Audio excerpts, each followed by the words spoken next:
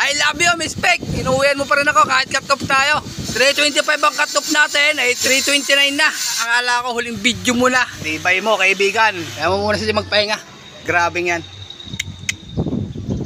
Hey, Miss Peck. Wala na ako ng pag-asa. Akala ko huling video mo na, no? Bernes. Nagkambingan mo pa ng pag-asa. Ayos, salamat sa iyo. Salamat.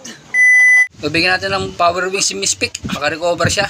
2 drops lang mga kaibon. Power wings para maka-recover si Miss Peck natin. Hindi ko alam kung namahinga, oh.